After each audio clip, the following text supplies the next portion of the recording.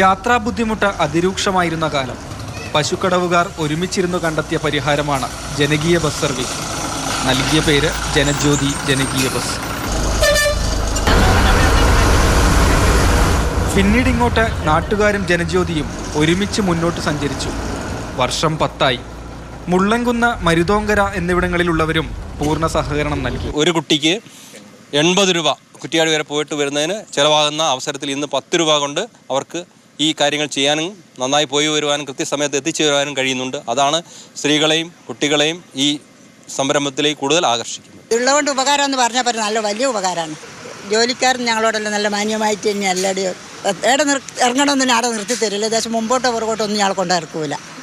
അവധി ദിവസങ്ങളിൽ ട്യൂഷന് പോകുന്ന വിദ്യാർത്ഥികൾക്ക് കൂടി ഇളവ് നൽകാനാണ് 10ാം വാർഷിക വേളയിലെ തീരുമാനം. ഈ ബസ് സ്കൂളിലേക്ക് പോകുന്നതിനും വരുന്നതിനും ഈ ബസ് ഉപകാരപ്പെടുന്നുണ്ട്. ഞായറാഴ്ചകളിൽ ഉച്ചക്ക് ട്യൂഷൻ ഉണ്ട്, അതിന് ഈ ബസ് പോകാൻ പറ്റുന്നുണ്ട്. കുട്ടികളുടെ യാത്രാ പ്രശ്നത്തിൽ ട്യൂഷൻ ക്ലാസ്സിന് പോകുന്ന കുട്ടികൾക്ക് പാസ് കൊടുക്കണമെന്നുള്ളതാണ്. അതിന് ജനകീയ കമ്മിറ്റിയുടെ പാസ് അടിച്ചു കൊടുത്തുകൊണ്ടുള്ള ഒരു സംവിധാനം ജനകീയ കമ്മിറ്റിയുടെ നേതൃത്വത്തിൽ എക്സിക്യൂട്ടീവ് കമ്മിറ്റി ചേർന്നുകൊണ്ട് ഉണ്ടാവുന്നതായിരിക്കും. നഷ്ടമെന്തെന്ന ഒരിക്കൽ പോലും അറിഞ്ഞിട്ടില്ല നാട്ടുകാരുടെ ജനജ്യോതി ജനകീയ service. Mathrubhumi news, Kozhikode. Rahul K V ആണ് കൂടെയുള്ളത്. രാഹുൽ, ഈ ജനങ്ങളുടെ ജീവിതത്തിന്റെ തന്നെ പ്രധാന ഘടകമാണെന്ന് തോന്നുന്നു ഈ ജനകീയ ബസിന്റെ ജനജ്യോതിയുടെ വിശേഷങ്ങൾ അറിയുമ്പോൾ. ജനഹൃദയങ്ങളിലെ ഡബിൾ ബെല്ല് തന്നെയാണോ ജനജ്യോതി? തീർച്ചയായും അങ്ങനെ തന്നെയാണ്. കാരണം ജനങ്ങൾ സഞ്ചരിക്കുന്നത് ഈ ബസ്സിനൊപ്പമാണ് എന്നതാണ്. 10 വർഷം മുമ്പത്തെ കാര്യമാണ്.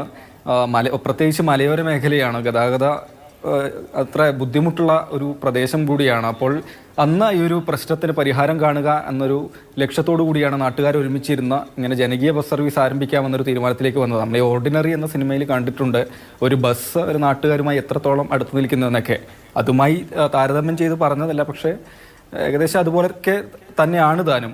അപ്പോൾ അങ്ങനെ അവർ തീരുമാനിച്ചതാണ് ഇങ്ങനെ ജനകീയ ബസ് സർവീസ് ആരംഭിക്കാം, യാത്രാ ബുദ്ധിമുട്ടിന് ഒരു പരിധിവരെ അത് പരിഹാരമാകുമല്ലോ എന്നത്. അങ്ങനെ ബസ് സർവീസ് ആരംഭിക്കുകയാണ്. അപ്പോൾ ഈ വിദ്യാർത്ഥികൾക്ക് സ്കൂളിൽ പോകേണ്ട സമയത്ത്, ആളുകൾക്ക് ജോലിക്ക് പോകേണ്ട സമയത്ത് അങ്ങനെ ആ സമയം ക്രമീകരണം കൂടി ഏർപ്പെടുത്തിക്കൊണ്ടാണ് ബസ്സിൻ്റെ സർവീസ് നടത്തി വരുന്നത്. ഇപ്പോൾ 1, 2, 3 10 വർഷം പൂർത്തിയായിരിക്കുകയാണ്. ഇപ്പോൾ ഈ ഒരു ഘട്ടത്തെ അവരെടുക്കുന്ന തീരുമാനം വിദ്യാർത്ഥികൾക്ക് അവധി ദിവസങ്ങളിൽ കൂടി, ട്യൂഷന് പോകുന്ന വിദ്യാർത്ഥികളൊക്കെ ഉണ്ടാവും, ആ ദിവസങ്ങളിൽ കൂടി ഇളവ് നൽകണം എന്നതാണ്.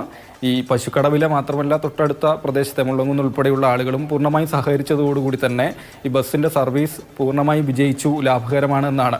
ഈ 5, 6, 10 വർഷം മുൻപൊക്കെ പല സ്ഥലങ്ങളിൽ ഈ വിധത്തിൽ ജനകീയ ബസ് സർവീസുകൾ ആരംഭിച്ചിരുന്നു. അതുപോലെ വനിതകൾക്ക് വേണ്ടിയൊക്കെ ഈ പ്രത്യേക ബസ് സർവീസുകൾ എന്ന പേരിൽ ആരംഭിച്ചിരുന്നു. പക്ഷേ ഇതിൽ ബഹുഭൂരിഭാഗവും മുന്നോട്ടെത്തിയപ്പോൾ നഷ്ടം കാരണം നിർത്തിവെക്കേണ്ട ഒരു അവസ്ഥയിലേക്കൊക്കെയാണ് വന്നത്. പക്ഷേ ഇപ്പോൾ ഇവിടെ ഈ പശുക്കടവിലുള്ള ജനകീയ സർവീസ് ഒരു ഘട്ടത്തിൽ പോലും നഷ്ടം എന്താണ് എന്ന് അറിഞ്ഞിട്ടില്ല എന്നതാണ്.